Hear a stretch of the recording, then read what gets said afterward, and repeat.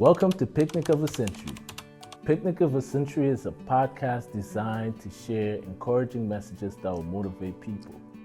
In Picnic of a Century, Claude, my co-host, and I sit down over a virtual picnic to share and discuss stories of faith, resiliency, challenges, determination, and success. Claude is from the Boomer generation, and I am from Generation Z. And you know, when those two generations come together, it makes for a wonderful conversation. Today we'll be interviewing Claude.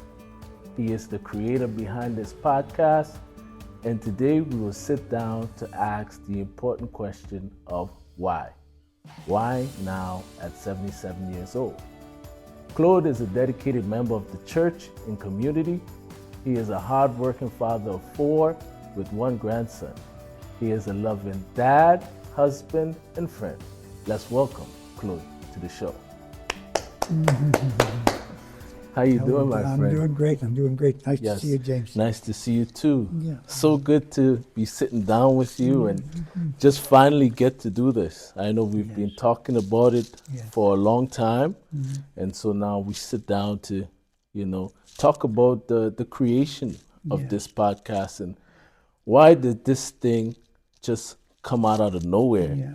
I remember you talking to me over the summer when we were working together as resident managers, where you were helping me manage my buildings, and you say, you know what, James, I want to create something. I want to put something out there. I feel like there's something I need to say. Yes. And we had those conversations a few times, over and over and over again.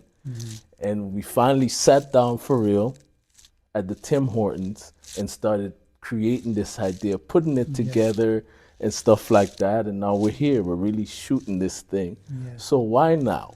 Well, why? Because I feel like I had a real passion for the older generations. Like I got involved with doing a family book, a family book, and I just enjoyed so much from the different generations, from my great-grandparents and where they came from and how they worked so hard, and they came from France and then they came to Canada, and they were very they came with nothing, and they had a dream. Yeah. And they really wanted to, and then even in France they were saying that they could have a piece of land in Canada. Yeah. They could, and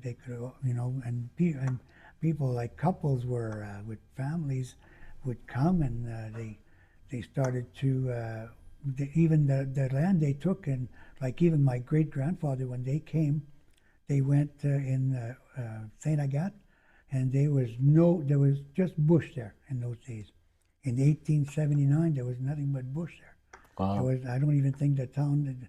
They named the town after they did, and then so and I even know that my great grandmother, she was chopping wood like a man, beside her husband, and Wow. and also having babies. Very hardworking. So it was for sure, and very determined. Yeah.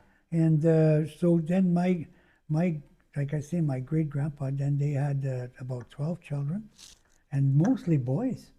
And I'm telling you, that family was, it grew so fast. They each those boys, was my grandfather, and then even my dad. Yeah. He married. Yeah. And then he had we were 12 in my family, 12 kids. So it seemed to me like your grandfather and your grandmother, who first came to Canada, had some sort of drive. A drive to change their lives, a drive for something better. You know what I mean? Yes, for sure. And they had a dream. Yes, a dream. Yeah. Yes. It seems like they had a dream. Yeah. Yes. Yeah. Yes. And the thing is, what I found is, that's what I think about all the time too. But I found that when my father, when he had his family, it's like his dream wasn't that strong anymore. He gave up. He was running out of gas for some reason. So anyway, but That's the awesome. thing is, and even like myself, I was the oldest boy at home, and he should have been like, you know, he should have been where he should have been proud of his son, but Yeah. he didn't want to do anything. He didn't want to really went to work, and he didn't have the drive. He didn't have the drive. And why do you think that is? Because you as a dad, you had kids. Yeah, And yeah, so when you look at your kids, that automatically drives you. yeah, Myself, yes, I have a little girl. Every time I look at her, I want to do more. yeah. I just have a certain drive to keep going. Mm-hmm. So why do you think your dad stopped having a drive? Well, my dad, like what happened to him too, when he lost his mom when he was about 14. So I think that really took its toll, and especially when then just his father was raising those kids. He had four older sisters, and what happened there? They moved away from home, and then there was just him and his father and his little brother, and so it seemed like he didn't have he lost. I think he lost the interest in the dream where when his mom passed away. When Oh, his mom wow. died. That yeah, and Yeah. so that's why I always say. And then when he got married and with my mom and had lots all those kids, he didn't. I don't know what it seemed like he wasn't the family man that he should have been. So you think this affected you? Did this have an effect on how you look at life and how life should be? Well, to me, I thought that, especially when I was the oldest boy, I thought I should have had a better chance because and somehow, for some reason, I wanted to do some things, like drive the car, Yes. and like The all nice that car, stuff. Yeah, keeping it young, yeah. But my dad wasn't like that.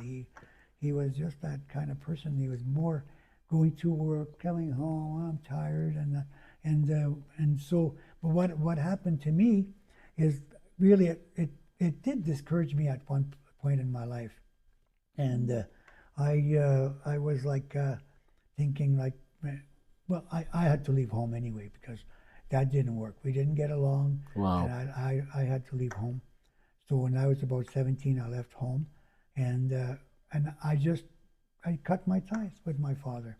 I thought, you know what, you're not gonna beat me or defeat me like that. Yeah, but that must have been hard on you, being a 17-year-old kid, immediately just cutting ties off with your Yeah, yeah, dad, not being able to have a loving relationship. And, at 17, that's when you start to become a man and you yes, need that guidance, you need just that information from a wise exactly. Yeah, person to just go into the world and yeah, become something. yeah.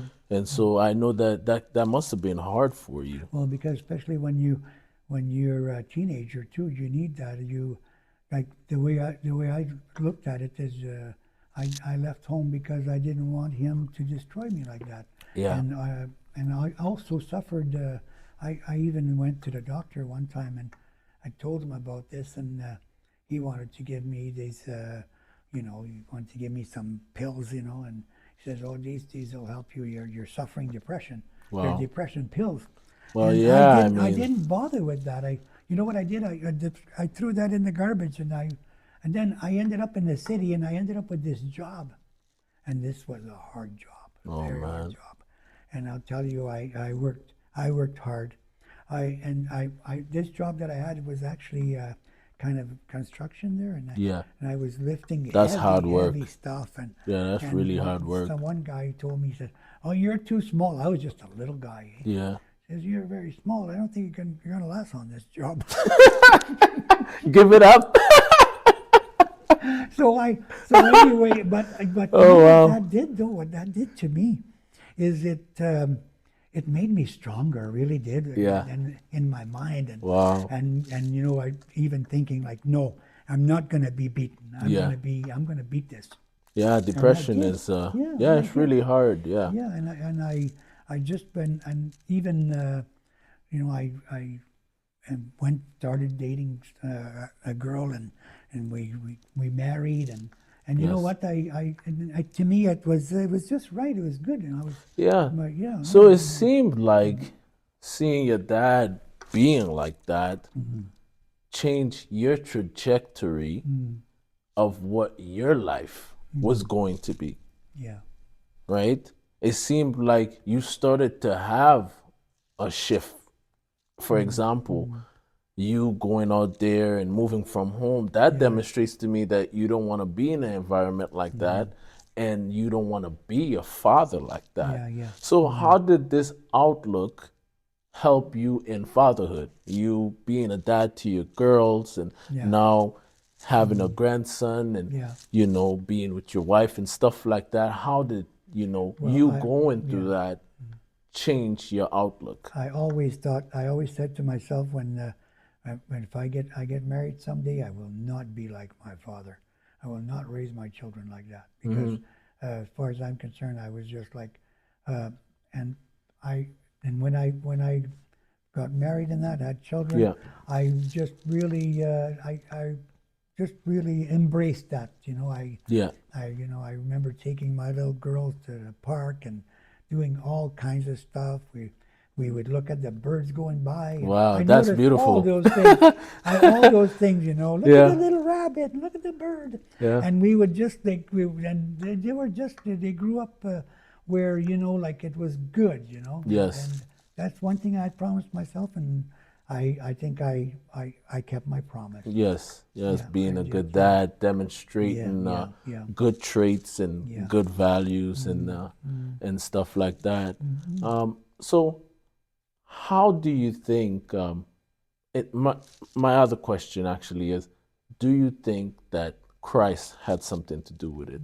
Do you think that your faith have something to do with Yes. it? Because you're so strong in community, you're so strong in the church these days, you help out, you come and help me as a friend, and you're so good to people, you're kind.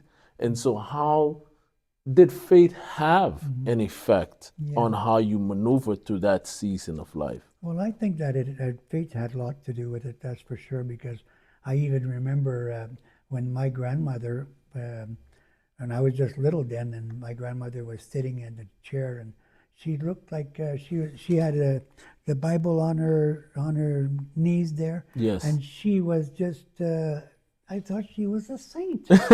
And I remember a few times when we're working outside, we're pushing the mower, you saying, well, James, my mom was a praying mom. Oh, she was a prayer Yeah, warrior. yeah, she was. She Yeah. was a prayer warrior. She actually did. She would really like always pray for her family, and not only that, I think that that it really is good that you have to have some faith and you have to believe in something, Yes. because otherwise if you don't believe in anything, it's just like, my goodness. Yes. But I think that helped me, and also I was just I think that even you always have to stay where you stay strong, you stay, even if you're old, even Yes. if you're old, it doesn't matter, Yes. you still get up in the morning and go to You work, still do keep going. something, do Well, something. you're an example of that. You're 77 years old. You still manage a property. You still keep going. You're volunteering all the time. You're here shooting a podcast. This was your idea. You brought this Yeah, together. yeah, So, and even the Bible speaks about that in Joel chapter 2, right? It says, old men will dream dreams, young men will have visions. yes, And so we're seeing this prophecy come out now as we're doing this. I'm a young guy yes, and you're an older guy, but still, you're still dreaming, and I'm yeah, envisioning. yes, I'm right, still looking toward the future. And so yes, to see that come to play, yeah, that should tell you something, yes. right?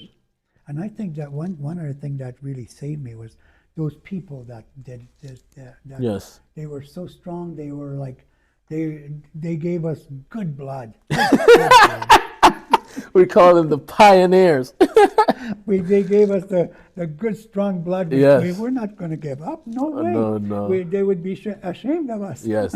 Oh, man. And so I think that's a really good Yeah, point. yeah, I think one of the reasons why young people are slowing down Yeah. is because they're not honoring the Yeah. past. Yeah.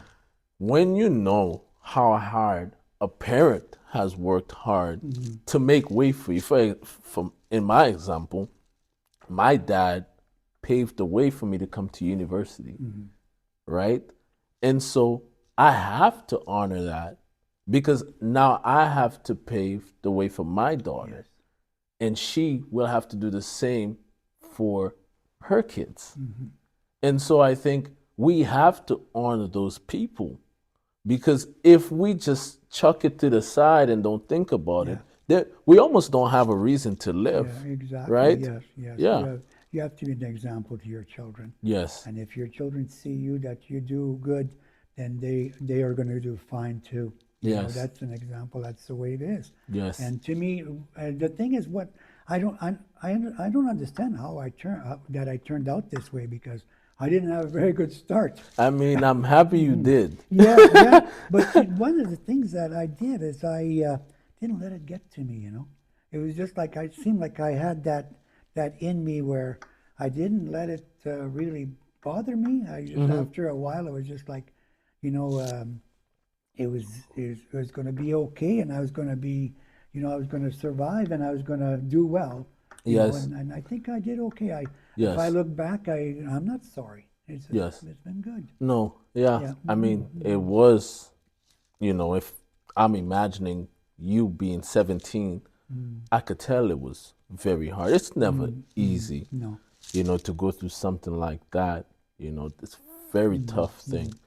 But what would you say to a young guy or a young lady going through something like that?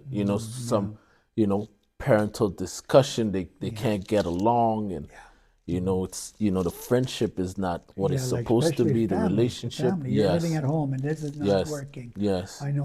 I always say the best way to do is, like myself. I thought I'm going to get out because this is going to destroy you. Yes. It will destroy you if and you don't want to leave your family like that. Yes. But sometimes you have no choice where you have to say, you know what, I can't live with those people.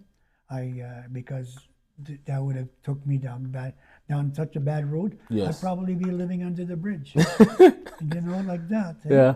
Yeah, and I think about those people too. Yeah. And I always I think, pray for yeah, them. and I think to Yeah. myself, why, because there's something went wrong, Yes. and That's Yeah. partly the reason I stopped judging people. yeah, yeah, Is because when I think about it, I haven't walked your shoes.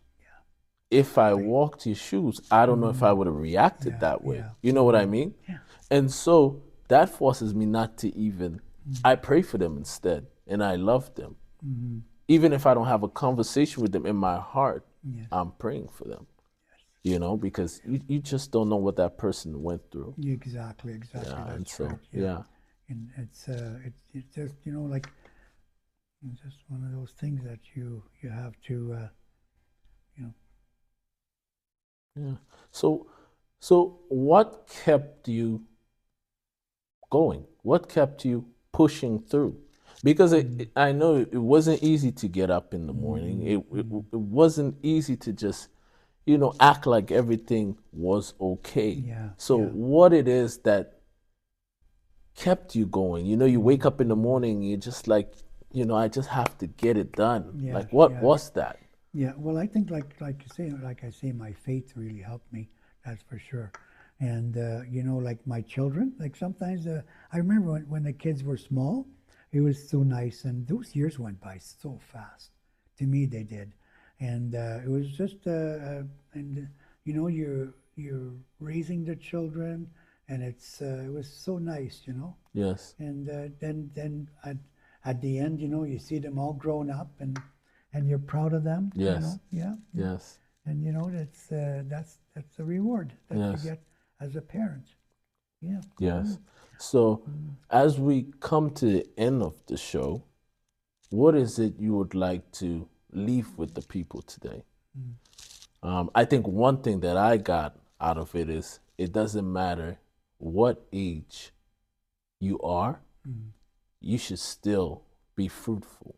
You should still be multiplying. You should still be aiming at something, having a purpose. Yes. So what is it you want to leave with the people? Well, to me, like I was saying, one of the things too is when I think about the older generation, and I really want to, like, I don't want to forget them. I want them to, I want to sort of almost relive their lives.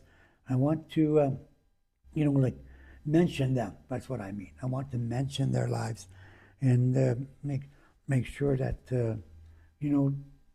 people even in your own place, just find out about your great grandparents. Yes. What they've done, and sometimes you never know Yes. who you have in the family. That's true. You got people that have been your ancestors, and your great aunt, your great uncle, and you find out, look into your background, and find what it's interesting. Yes. And that's how you see that.